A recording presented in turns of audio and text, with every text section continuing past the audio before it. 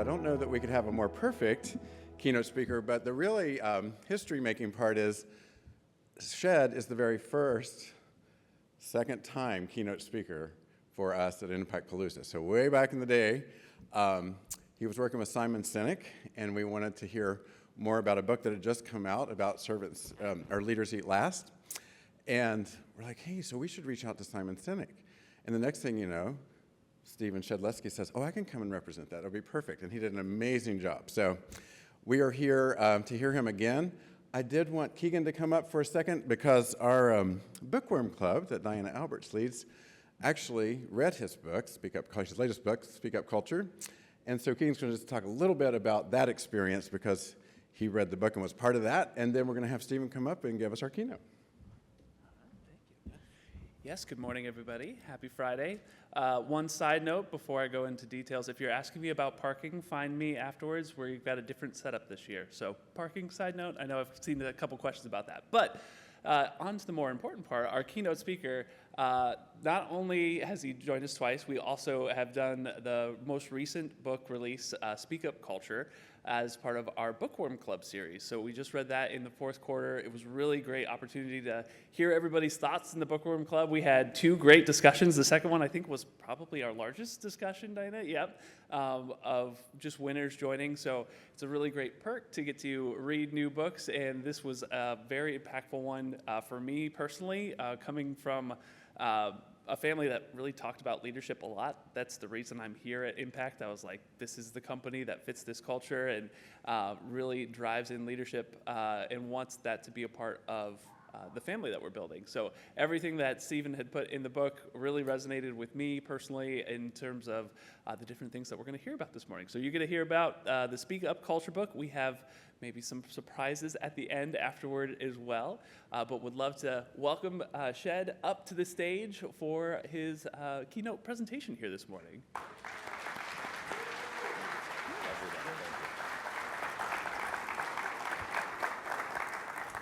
Hello. I know nothing about parking, so don't ask me about parking, ask Keegan about parking. It's great to be with you this morning and to be back at Impactpalooza. I think the last time I was here was 2016, but not here. We were in Scottsdale at the Venetian, if that's right. And it was great to share with you then, and it's great to come back and share with you here. I worked and still continue to work with Simon Sinek, and when you work, anyone know Simon Sinek, Start With Why Leaders Who Last Infinite Game? Anyone not yet know Simon Sinek? Anyone not like to raise their hand when prompted to in public spaces? Thank you for your courage. I appreciate it. More of that. So if you are familiar with Simon, you know that he's a prolific author and speaker. If you aren't, he's written a number of great books. Start With Why, Leaders Eat Last, Infinite Game. And when I would go and do talks like I did the last time I was with you, I would often get asked, hey, Shed, when are you going to write a book of your own? And my response was always the same, if and when I ever come across something worth writing about. Because we've always heard keynote speakers who have a book at the back of the room because they need something to sell. And I never wanted to write one of those books. I believe that's the definition of CRAP. And I never wanted to do one of those.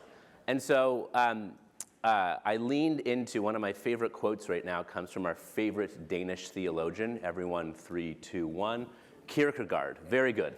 And Kierkegaard said that life makes sense looking backwards, but it must be lived forwards. That's why the interview question, where do you see yourself in 5 years? It's not the answer that matters, it's the thought process that matters more. And so looking at my past, this book to me makes complete sense now. One, I grew up with a stutter. I still do have a speech impediment. I married a speech therapist. Good choice. Not so much for me, more so for my kids and nieces and nephews because the stutter is hereditary. But I know intimately, growing up and even as a young adult, being terrified of public speaking and also knowing intimately the feeling of voicelessness. Having something to say but choosing not to say it, or believing I shouldn't say it, or believing I couldn't even say it physiologically. What's interesting is you don't need to have a stutter or a speech impediment to feel voiceless. I'm sure at any given point in time in our lives or careers, in a particular relationship, on a particular team maybe, not here, I hope, there has been a moment where you felt voiceless. The other is, as I've reflected upon my 20 or so year career, there have been teams that I've been part of, whether on that team or serving that team from a client perspective, that have had a speak-up culture. and it's marvelous. The quality of the relationships, the health and well-being of those teams, not to mention the results, innovation, creativity. I've also seen teams transform from having a speak-up culture to completely losing it. And now when you speak up, you're either repeatedly ignored or worse, punished. And you don't bring to life a speak-up culture, you're more likely to bring up a STFU or a shut-up culture. We bring to life that Andy Stanley quote that leaders who do not listen will eventually be surrounded by people who have nothing to say. It's not that people have nothing to say, they're just not going to tell you. And so I've become fascinated with how do we behave as either capital L or lowercase l leaders. Capital L means you have the title, we expect you to lead, but just because we have the title doesn't mean that you automatically are a leader. Leadership is in our behavior. We also all know lowercase l leaders who do not have a title or authority whatsoever, but they behave as a leader does, right? And we follow them because of their influence, hopefully positive influence, but not always. And so I've become fascinated with how do leaders behave in a way that either creates a speak-up culture, which is not only good for business, but good for our health and well-being, and how do leaders behave in ways that might trip them up even if they don't intend to. So that's where I want to go. Sound fun? Yes. All right. Well, you've been great. Thank you so much. Tried to do my Costanza, leaving a high there, but. So we're going to make this as much of a conversation as possible. I do have a few ideas and slides to share, but I'm going to try to do a couple of breakout activities as well as some Q&A at the end and even throughout. So let's hop in. So first and foremost, let's define what a speak-up culture is before we talk about how we can bring it to life. Anyone heard of the term psychological safety? Going around a lot, very much popularized by Amy Edmondson, who's a brilliant scholar out of Harvard. Psychological safety roots back to as early as 1960. I've met Amy, she's wonderful, she endorsed the book, thanks Amy. And I had a chance to chat with her about the term because I kind of always had beef with the term. I love the concept, psychological safety, meaning an environment in which members of a team feel that it is safe to take interpersonal risk, debate well, have hard conversations. Awesome. I never really liked the term because it's a mouthful. It doesn't really describe what it is, and I feel like we're putting on an academic coat on top of a very, very real and human experience. And so, ironically enough, Amy told me she doesn't like the term either. She didn't come up with it. She wrote a paper very early on in her career in the 1990s, and a reviewer reviewed that paper and said, "Oh, you're talking about psychological safety," to which her response was, "Will it get me published?" And they said, "Yeah," and she went, "Great." And that's how we got the term psychological safety. Mouthful, not my favorite. And so when I first started writing this book, I fully admit that I leaned into good old Zig Ziglar, people don't buy drills, they buy holes, right? And if the drill is psychological safety, the hole, what you get when you have psychological safety, is a speak-up culture. I want to talk about the hole, not the drill. As I digged in deeper to the phenomena, to the experience, both through research, case studies, and my own experience, I realized, though, that a speak-up culture has more than only psychological safety. There's two components. It's both, is it safe to speak up, and is it worth it? And I'll explain on the next slide, but I'll share a bit now. If it feels safe, but it's not worth it, you might feel safe to intervene. You might feel safe to speak up, and nothing changes. You might feel safe to speak up again, and nothing changes. How many times do you go back to a dry well before you're like, apathy and futility sets in, and though it might feel safe, I'm not going to keep doing it. And that's either because of bureaucracy or systemic issues or changes in habits that are simply too hard. The phenomena of a speak-up culture is not only psychological safety, it's also a perception of impact. Is the risk that I'm going to take to speak up and share an idea, share feedback, share a concern, disagree, especially with someone more senior than me, or admit mistake, is that actually going to be worth it? Right? Is it going to lead to some sort of positive outcome? So that's what a speak-up culture is. It's an environment in which it both feels safe and worth it to share all these things. Ideas, feedback, concerns, disagreements, and mistakes. I once shared a half-baked idea at an executive team meeting where the most senior person was running late. They then showed up 15 or 20 minutes late. They said, "What are you talking about?" And I literally said, "Oh, I'm sharing essentially a half-baked idea that I just got from my team in the previous meeting as we were waiting for you." To which the late executive said, "This is an executive meeting. You don't share half-baked ideas. You only share executive summaries." and that was the very last idea that I ever shared at that executive table, ever. I got punished for sharing an idea as we were wasting time waiting for them as they were late, right? Last time I shared an idea. The purpose of feedback, and we'll get into this more as we talk what good feedback can look like, because there is such a thing as bad feedback. Great work is bad feedback. I have no idea what I earned to get such great accolades, nor do I know how to repeat that behavior. So I'm going to teach you by the end how we can actually deliver, receive effective feedback, both positive as well as confrontational or constructive. The purpose of feedback is those first 4 letters. Feed. It's not called knock down back. It's called feedback. It's designed to help one another grow, and it can be a hugely valuable tool. It's also called a performance review, not a performance surprise, right? If we are sharing surprises in a performance review, we've failed our people, right? Feedback should be something that happens daily, if not weekly, such that by the time we get to the pinnacle moment of a review, it's a development conversation, not a knockdown or surprise conversation. Concerns. In a speak-up culture, we can share concerns before the smoke becomes fire, before a safety or ethical or whatever quality issue becomes an issue. As well, we can disagree. Part of a speak-up culture is not one where we get along all the time. It's one where we can actually debate well, where we can disagree with tact and respect and attack ideas, not people. Get to the best idea, which I heard discussed yesterday morning as well. And finally, we can admit mistake. One of the pinnacle studies, one of the key studies with psychological safety was in the healthcare setting. They studied different subsets of emergency room environments, one set of hospitals where there was high trust in psychological safety, and another set where there was low trust in psychological safety. And one of the results confounded the researchers, which was the number of medical errors reported. In hospital environments where there was high trust in psychological safety, there were way more medical errors reported, not medical errors conducted or that occurred.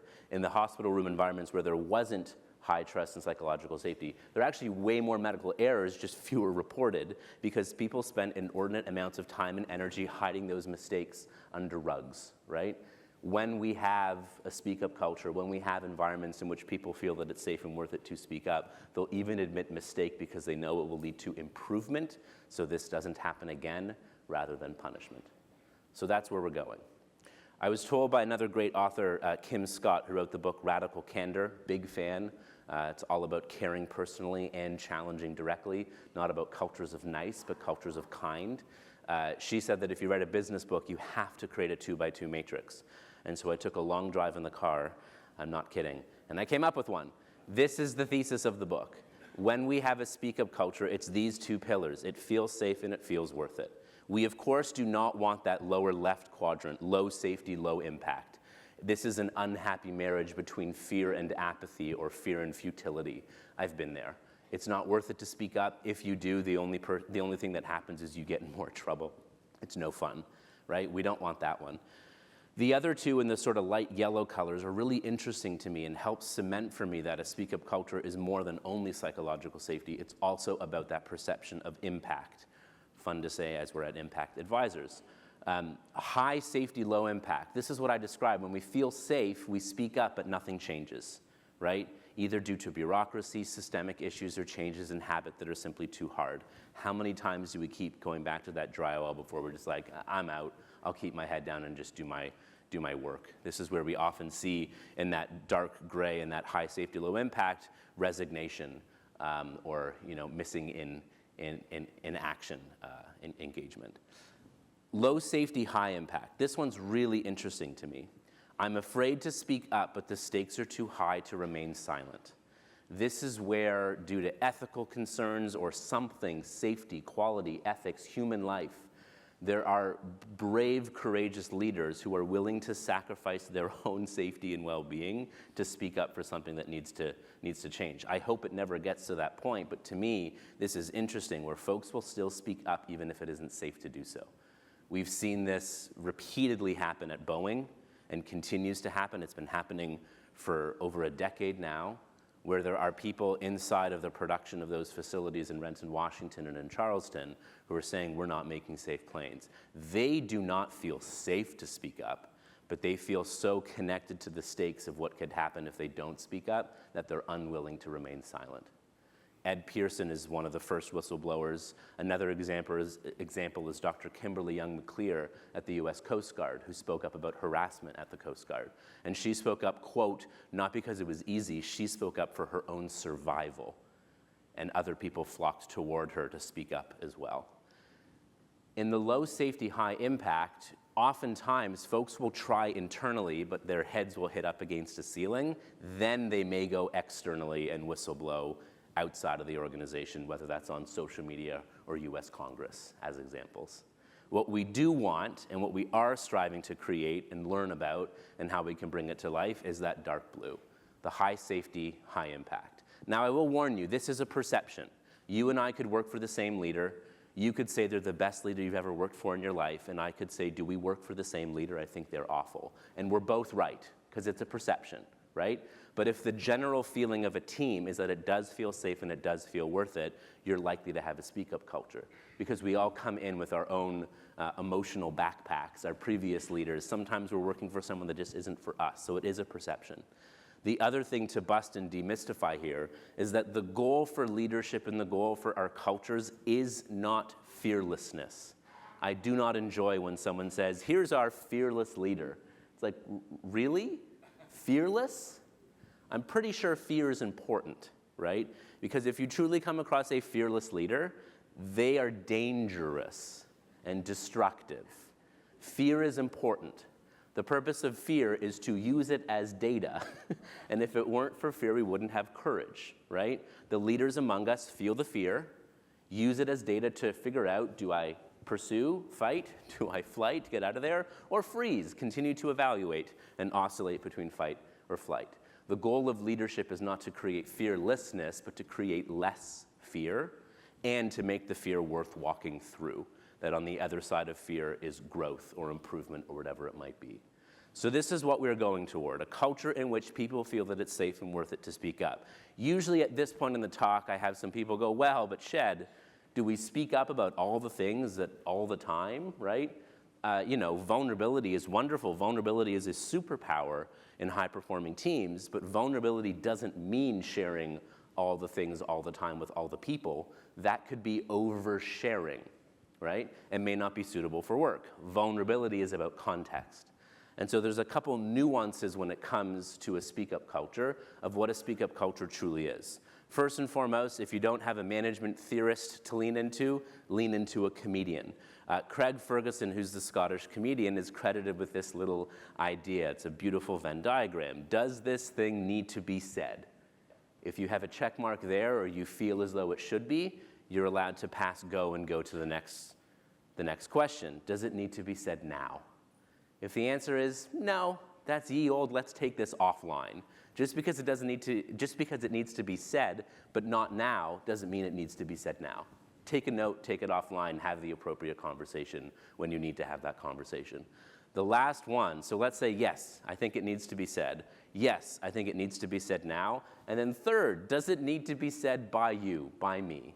If the answer is yes, pass go, collect $200, give it a whirl, right? If the answer is yes, this needs to be said. The answer is yes, this needs to be said now. This is going to change a decision or change the way we're thinking about something, but it shouldn't be said by you. What do you do? Now, one option is you wait and see. So let's say I know Pete has something to say, right? But he's not saying it. I wait, the meeting's about to go on. Now, for some reason, Pete isn't stepping in and saying the thing. Either Pete feels that he shouldn't, he doesn't know, or maybe he's thinking about his grocery list. I don't know, right? But part of being an ally inside of a speak-up culture is for me to say, hey, pause. Pete has something to say that's totally going to change this meeting. Pete, at risk of putting you on the spot, can you move to slide 17 and share that report that you've been working on, right? Inside of a speak-up culture, that's okay. I've even designed, I used to work for many years with a colleague, guy by the name of David, who's wonderful, highly introverted, highly analytical, oftentimes wouldn't speak up in meetings because it wasn't his style and personality. Didn't mean he didn't have anything to add. He always had something to add. And anytime he opened his mouth, it would always drastically shift or deepen the conversation we were having. So I designed with him. I said, hey, David, if by 2/3 the way through a meeting that we're both in, if I haven't heard your voice, can I just say, hey, David, we haven't heard from you. What are you thinking? And he said, yeah, sure. And that's what I designed with him. Every time we did it, he would always add something that would make it better, or he'd go like, no, I'm tracking and I'm good. But that's something that we designed to create an environment in which he felt like he could step in and speak up. Another nuance with this didn't make it into the book because, printing deadlines, but we came up with this idea after the book came out. So this didn't get into the book club, by the way. Or maybe it did, maybe it came up in conversation. So there's a sweet spot when it comes to speak up. Speak up is not an instruction. I can't say speak up and expect anything to happen, right? I must create the environment, we must create the environment where people feel that it's safe and worth it to do so. There's a sweet spot when it comes to that speak up culture, and it includes respect, tact, decency, situational awareness, emotional intelligence. That's sort of the baseline of it working at its best. There are polars, though, of what speak up culture is not. Speak up culture is not sucking up. That's hogging air, right? Where, oh, boss says speak up, so I'll just do it all the time. Not a speak up culture. That's just hearing one or very few voices very clearly and loudly, even if they do or do not add value. The feedback in that scenario is very clear. The feedback in that scenario is, I'm so glad you feel comfortable using your voice. The true test of our speak up culture, though, is if we're hearing from more than only your voice. Speak less and ask more. Use more silence. Create the stage for others to speak up. And if they don't get the message, give them 3 coins and say, you can spend these coins in our team meetings next week. Once you spend 3, you're out. And if you go for a 4th, you get 2 next week, right? The feedback there is clear. Create the space for others to speak up, not just your own voice. Because if we're only hearing from yours, it ain't a speak-up culture. The other is a speak-up culture is not a hall pass to be a jerk. We say bring our authentic selves to work. Great. If your authentic self is a-hole, you still got to own it, right? And a speak-up culture is not a hall pass to be a jerk. Now, we must reward behavior, or at least reward intent. If someone does speak up and either purposefully or not purposely, they're a bit of a jerk, the opportunity is still to reward the intent, because they might still be sharing something worthwhile, but provide feedback and coaching on the behavior and the impact of that behavior, right? Thank you for speaking up. You actually added something really valuable. I need you to know that the way in which you did it, or how you did it, the time, the tone, the words, whatever, actually knocked a few people down, and we need to clean that up. Sometimes people do it and they're aware of it. Oftentimes people do it and they're not aware of it, especially folks who are more neurodiverse. Sometimes they show up and don't know social cues, and our opportunity is to provide feedback and to teach and coach them. Make sense? All right. Now, I wore my pickle socks for you this morning. Why? Because pickle jars are like culture. And soon we're going to bring this all to life and have you talk at your tables to bring these behaviors to life. So you can take a world-class cucumber that is delicious, fresh, juicy, crispy, whatever you like, ethical, hardworking, and talented, and put that cucumber inside of some bad brine, and we, my friends, have an awful pickle that should never have been made, and we cannot blame the cucumber. We have to examine the brine. We have to examine the environment that that cucumber is in. Yes, culture and environment can make us better and can also make us worse.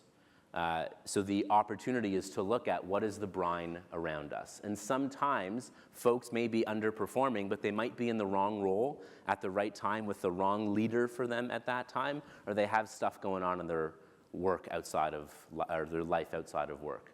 We can't just evaluate the pickle. We have to evaluate what's around them. The good news about human beings is we can actually re-ferment. So once you pickle a pickle, you got a pickle, and there's not much you can do. But you can actually take a pickle or a human being out of one brine, put them in another, and they can be remarkable or not.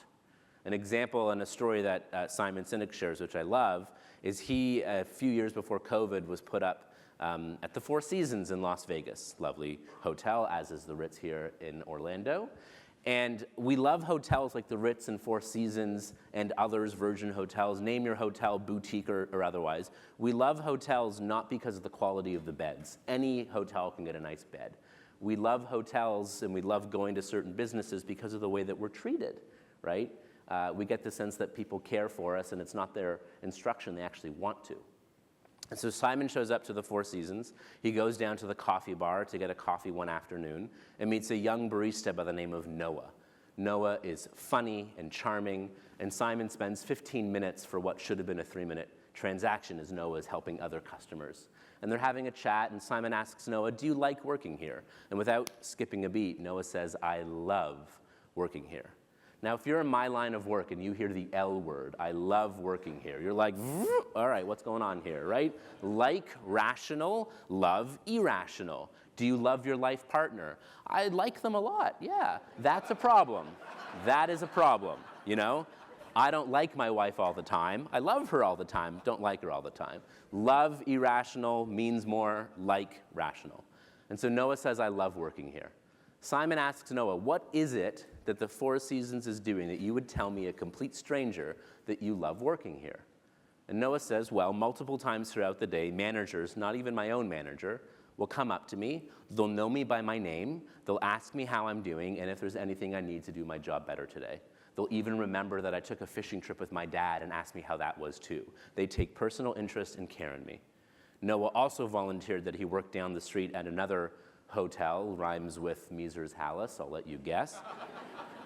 And he worked in the very same job, and he said, "There, I show up on time, I keep my head low, and I punch out and leave as quick as I can. The only time I'm noticed by a manager is it's my manager, and I'm reprimanded and told what I did wrong, regardless of whether they observed it or someone else told on me." He said, "There, I'm actually punished for drawing outside of the lines. I would be punished for having this conversation with you for my customer utilization rate." You have the same exact person, but in 2 different brines, 2 different environments, you get totally different behavior. At the Four Seasons, Noah is lovely, charming, helpful, will go above and beyond to do the job to the best of his ability, even if he has to break a customer utilization rate. And at the other hotel, he just does his job and nothing more.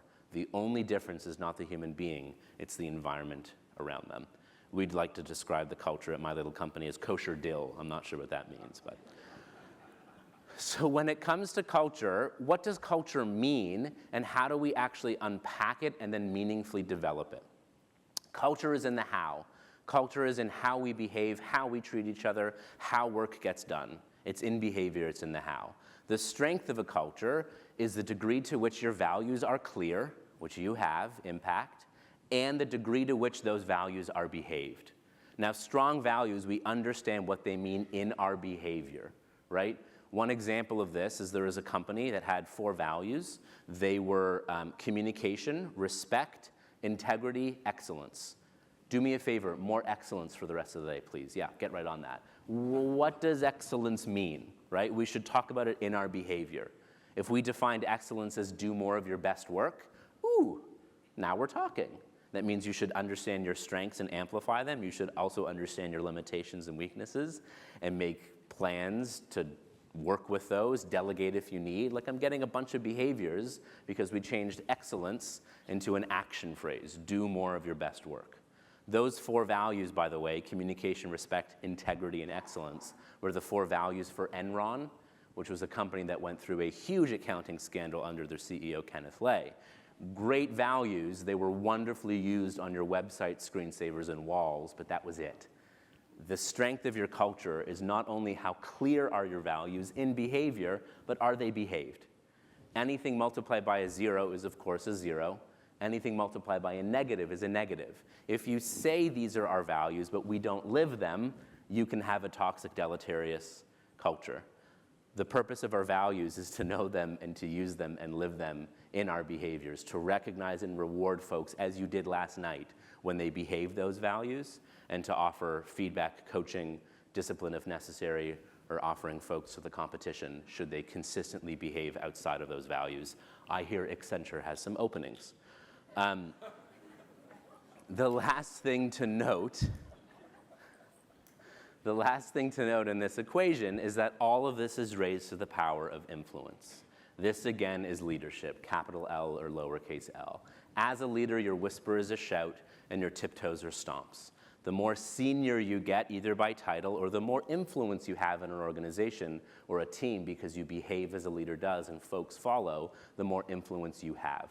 And the more influence you have in a culture, the more important your individual values and behavior are, right? That's just how it is. We're still a hierarchical species. So know that if you want to take that call to lead, either formally or informally, the opportunity is for you to bring those values to life through your behavior. In our cultures, we get the values that we reward and recognize. We also get the values that we tolerate and enable. That's the opportunity. Okay.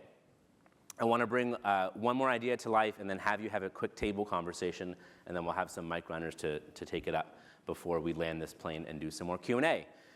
So this is my friend Rich Deviney. He's a retired U.S. SEAL, worked on an elite SEAL team, has had a very, very impressive career.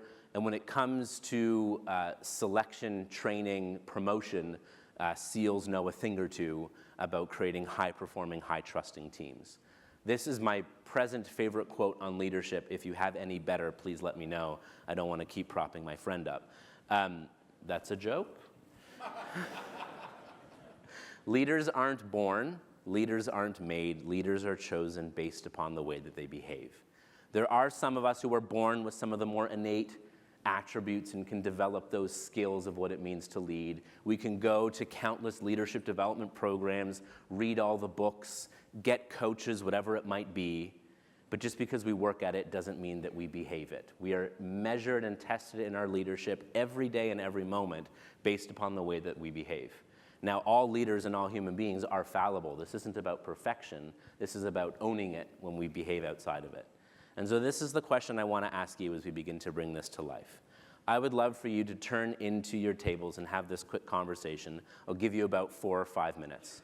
I would love to you to reflect upon a leader, a human being in your life or career. This could be someone at Impact Advisors. This could be someone in your personal life, at a previous job, back in school, whatever it might be. Family, friend, professional. But think of a person in your life or career that made it both safe and worth it for you to speak up, such that you would even speak up again.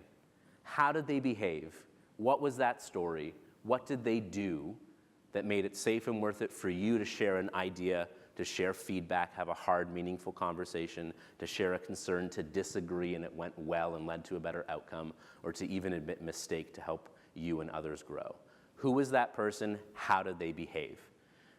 Have this conversation, and then when we're done, we'll have a couple mic runners and Keegan and Diana if anyone wants to share either a story that came to mind, if you're willing to share that story, whether or not you want to identify the leader by name or not, or at minimum share some of those behaviors that those leaders displayed in your life. Sound good?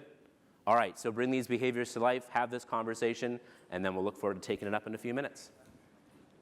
All right. In the business, we call this a finished rather than a complete conversation. So I know that not everyone at your tables necessarily had a chance to go. My apologies. I have timing here I got to stick to. Finished conversations are ones in which more could be said. We have multiple finished conversations every day. We got to run to the next meeting. We got to go pick up our kids, whatever it might be, right? Complete conversations are one in which you feel fully heard and expressed. You get the sense, or you check in with your talking partner or partners, they feel fully heard or expressed. I have many of these conversations with my wife where I go, I'm not finished yet, and she says, I'm complete, we're done, right? I'm not sure what that says, but anyway, that was likely a finished conversation. Use this distinction in language. If you want to increase your effectiveness as a leader and communicator, track the conversations you're having that are finished, and say, hey, I get the sense that we're finished and not complete. Let's complete on this. How's Monday afternoon? And if you actually complete your conversations, your effectiveness as a leader and communicator will skyrocket. So, and by the way, your opinion isn't right. It is but one opinion. So check in with your talking partners, how they feel, finished or complete as well.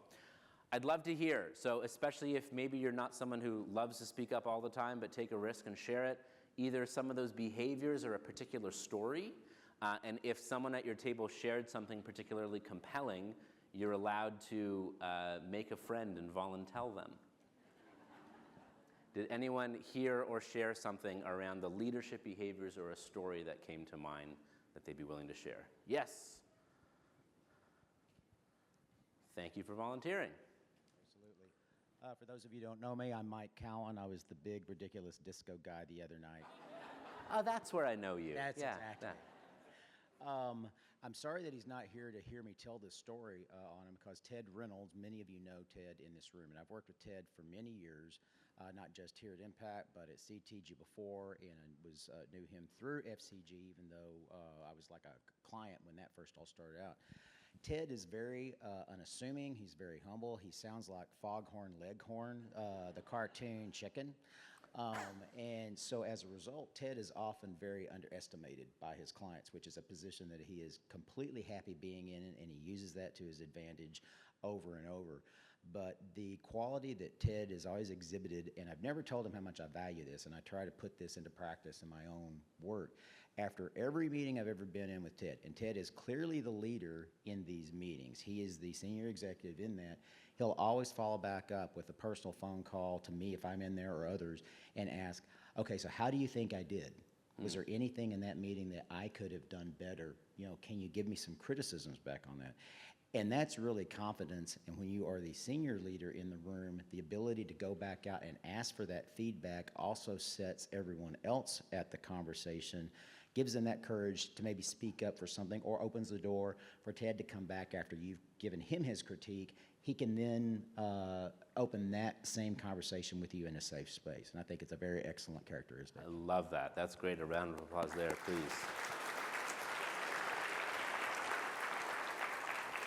So one of the fun things we can do with the Speak Up culture is what are the rituals or habits that we can do to make it easy so it isn't a surprise. You're expecting that phone call every single time, so it's become a habit or a ritual. Love that. What can I do better? What can we do better next time? What went well as well? Any others? Story, behavior. Love to hear from at least one or two more. Yes. Thank you.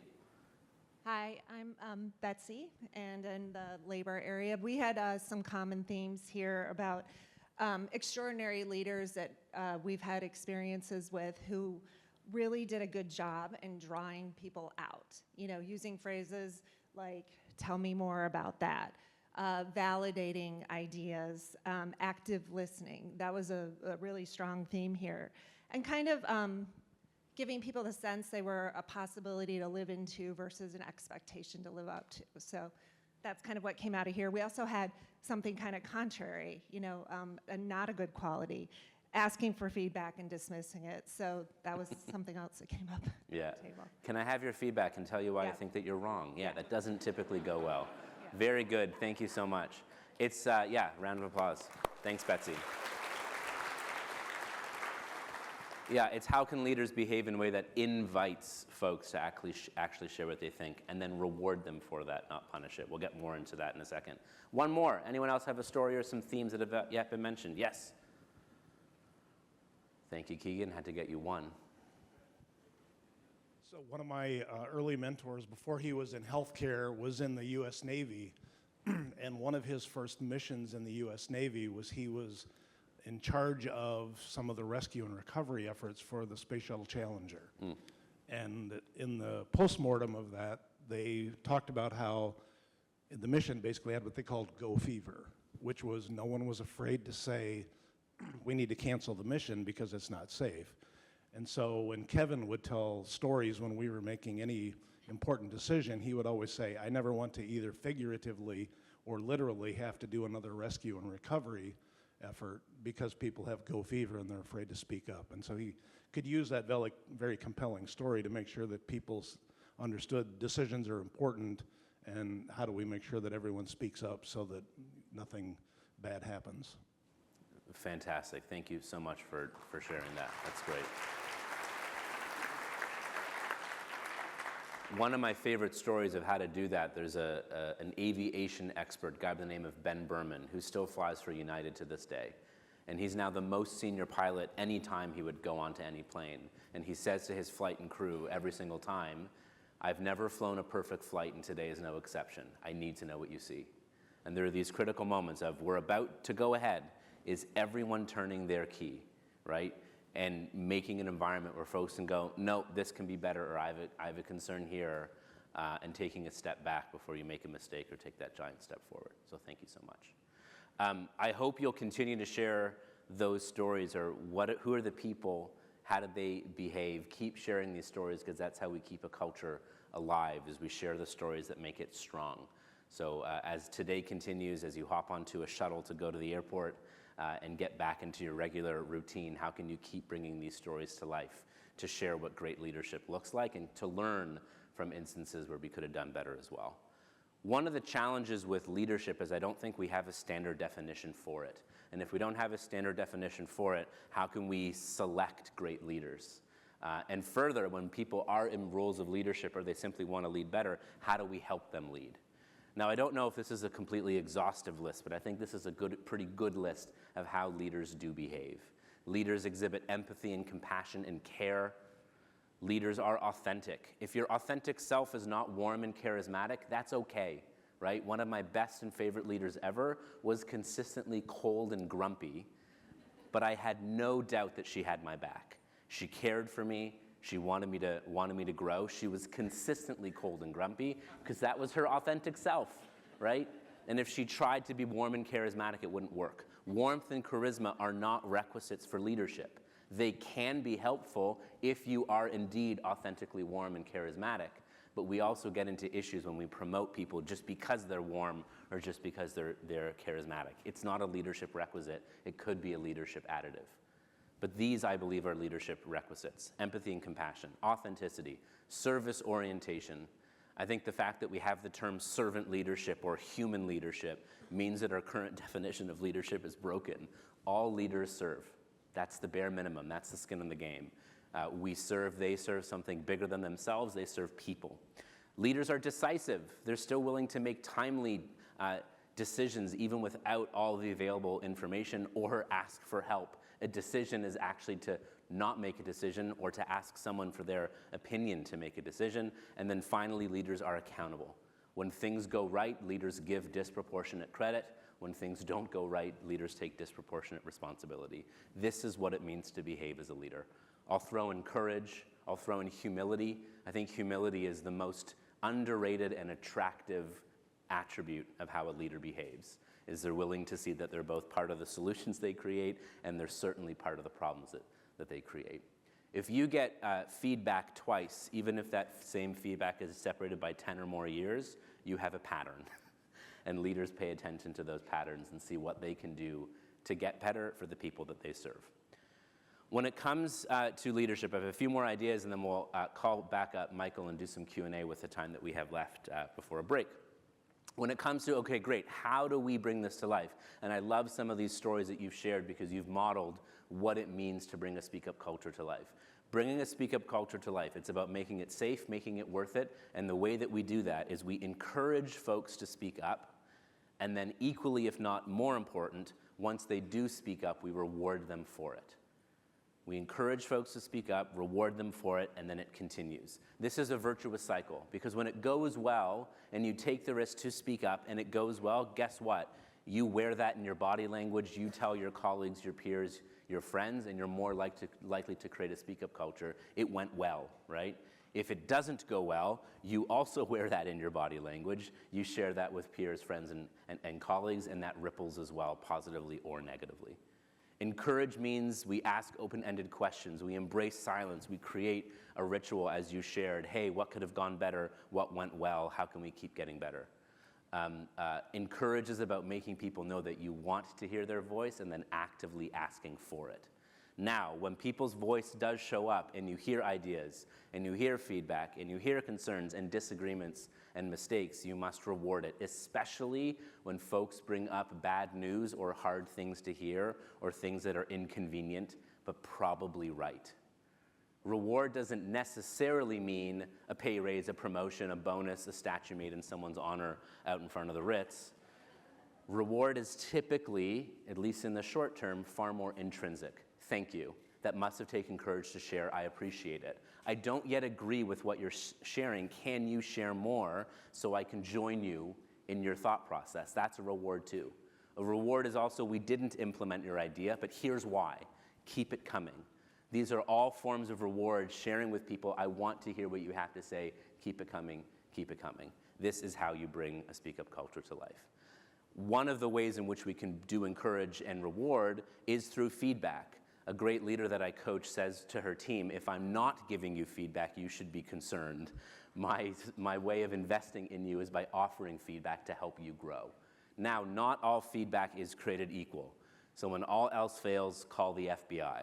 And if this is too small to see on the screen, we have this as a download on our website at speakupculture.com. So you can head there and download this for free. So one-liners are fine for jokes, not so good for feedback. Great work, you're lazy, that's not going to go very well. So what does good feedback look like? I found that great feedback includes feeling, behavior, impact, all three of those ingredients. The order of which you share it doesn't really matter, so long as it has those three ingredients. So I'll give you an example. So instead of saying great work, you could say, I feel so supported by you. When you diligently prepared all those client materials for our pitch meeting, I felt like every question that came our way, we had an answer for it. Thank you. The impact is I only want to keep working with you. Keep it up. That is way better than great job. I did this training with an executive team, and the senior leader of that team, after we did this training, sent a text message to one of his team members after he performed well in the meeting and said, great job. To which the team member wrote back, that's shit feedback. And he said, you're right, and he actually provided better feedback. You can use this as a tool. When you catch yourselves giving positive feedback that's like, I don't know what to do with good job or great work, at risk of overindulging, say, can you do me a favor and give me an FBI so I and the team can keep doing it, right? Similarly, on the constructive side, we can be artful in how we share hard feedback and feedback to help one another grow from a constructive point of view. And it could look like, I felt frustrated when you were late to 3 meetings last week. The impact is, I'm not sure we can trust you with what's on your plate. And a kicker is you can add in an open-ended question. What's going on? This isn't like you. I think very few of us show up in the morning and say, how can I let down everyone around me today? I think that's the vast minority of us. But yet, we're human, we're fallible, stuff goes on, we let people down. That's just, it happens. And when we do it, how can we show up with the most generous assumption, most generous interpretation, and ask someone, you showed up in a way that was not as good as you could. What's going on? How can I help you? Maybe they have too much on their plate. Maybe they're doing a strategic role where they're really an execution person, right? Not a strategic person. Maybe they have stuff going on outside of their work. How can we use the FBI to build more empathy and connection? So I hope that's a useful tool. Please use it, and if you want this tool, head over to our website to download it.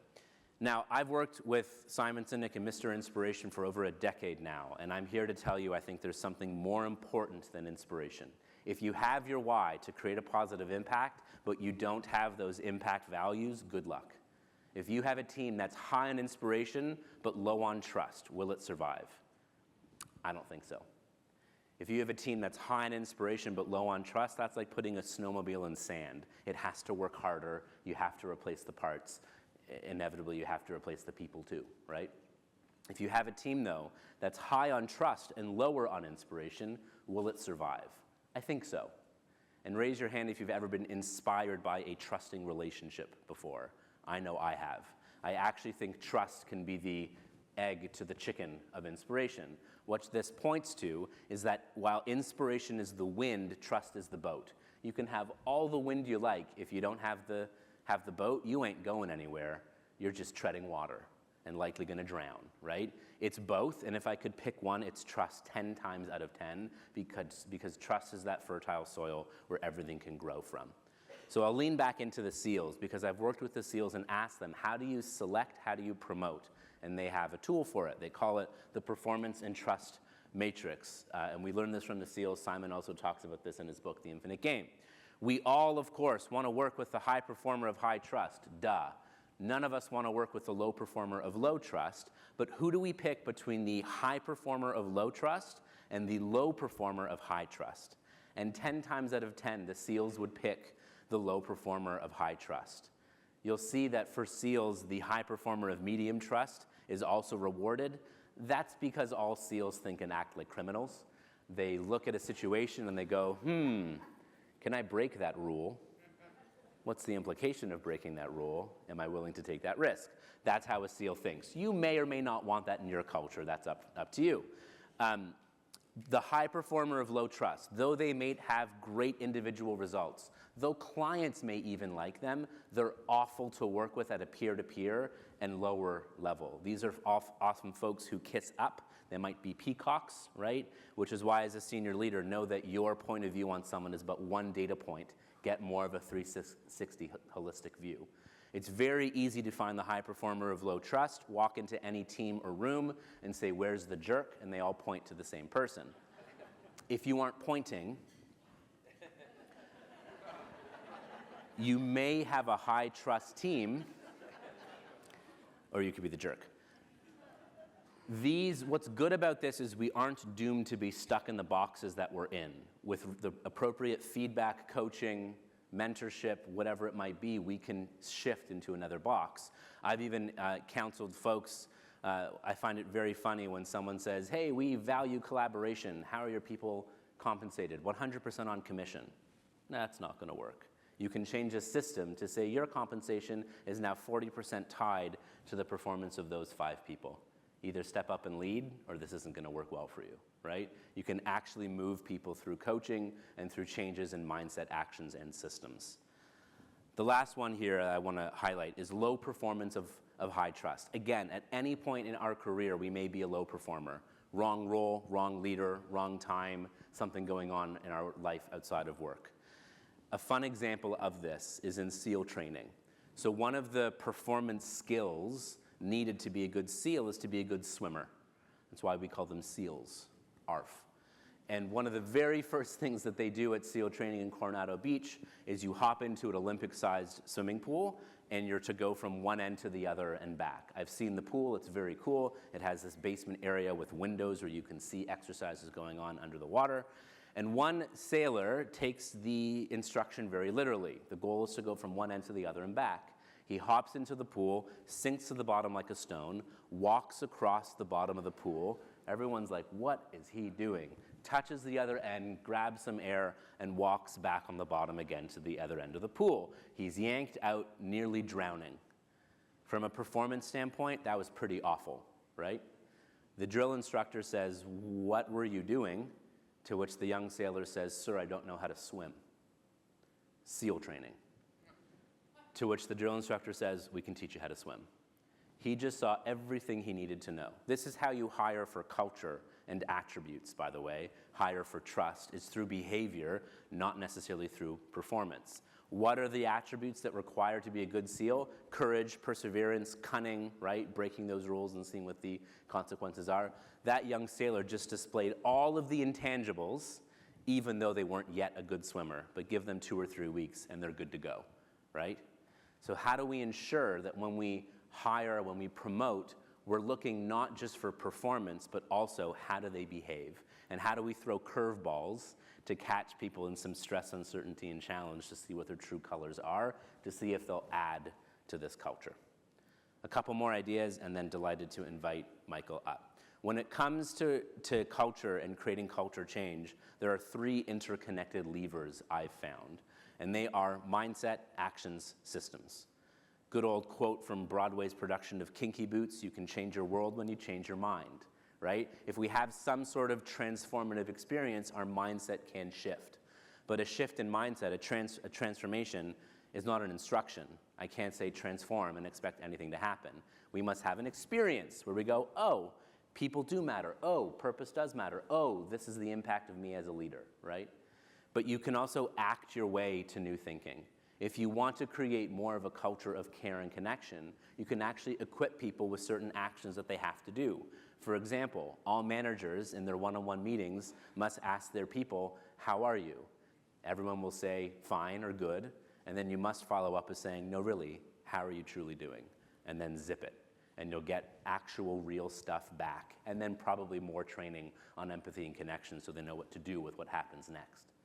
The last is systems. Again, systems and culture. If you put a good person, a good cucumber, in a bad system or a bad brine, the brine or the system will prevail every single time. How do we ensure the processes and systems that we proliferate also add as opposed to take away from our culture? So it's these 3 gears. Okay, let's land this plane. I was told by a friend who's a Royal Air Force pilot retired that the definition of a successful landing is one in which all passenger and crew get off alive, regardless of the condition of the plane, so we will land this plane. How to bring a Speak Up culture to life. Of course, encourage people to share their ideas, their feedback, their concerns, their disagreements, and mistakes, and reward them when they do. In doing so, you'll make it safe and worth it for them to speak up. Enact your values. Remember that culture equation? Values times behavior to the power of influence. The purpose of our values is to live them, not just put them on our walls or screensavers, but to actually enact them in our halls, virtually or otherwise, or even on client site. Recognize and reward people, catch people doing the right thing, offer feedback, coaching to those who don't, or offer them to the competition after repeated attempts, and mind your influence as a leader. Your whisper is a shout, and your tiptoes are stomps. The last thing that I will share is we know from UKG and the National Institute of Health that our relationship with our direct boss has more of an impact on our health than that of our relationship with our family doctor. And the impact of our relationship with our boss is at par with the impact of our relationship with our life partner on our health and well-being. If you are in a position of leadership or you feel a call to lead, capital L or lowercase l, you can either have a life-feeding or life-depleting impact on the people around you. I don't claim to know what the purpose of life is, but if I were to guess, I think it's to leave the people around us better than when we found them. And I hope that by taking the message to heart and by enacting what we discussed today, you all continue to lead better, to make it safe and worth it for people to speak up, and to help create an even stronger Speak Up culture at Impact for the years and years to come. Thank you so much for the opportunity to share with you. Thank you. Thanks very much.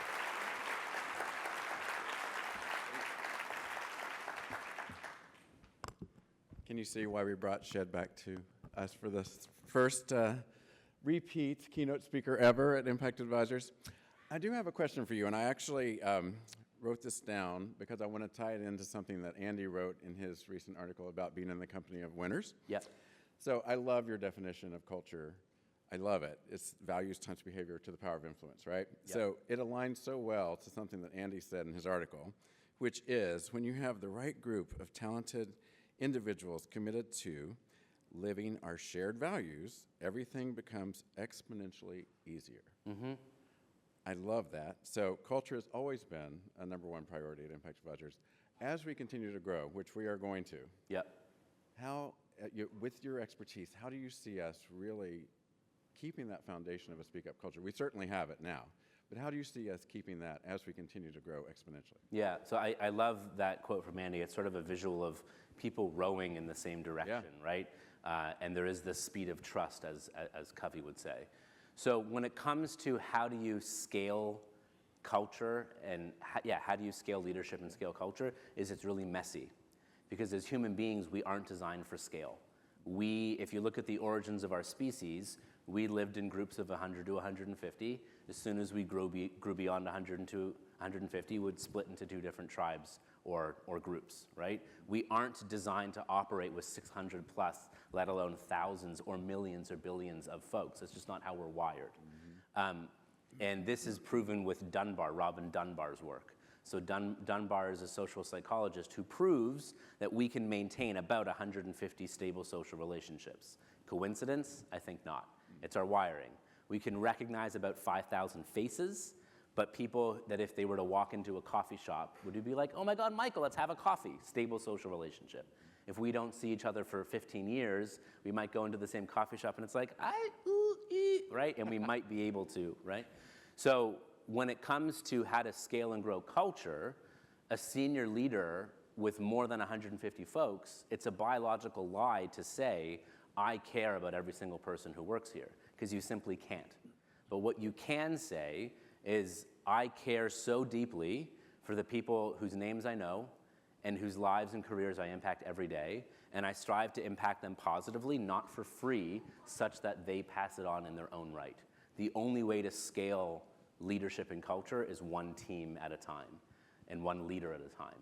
So this is ever more the reason to define what we mean by leadership, to select folks who display those behaviors, and done to help them lead. So it's when you create meaningful layers such that more people feel that call to lead, whether they're in a formal role or not.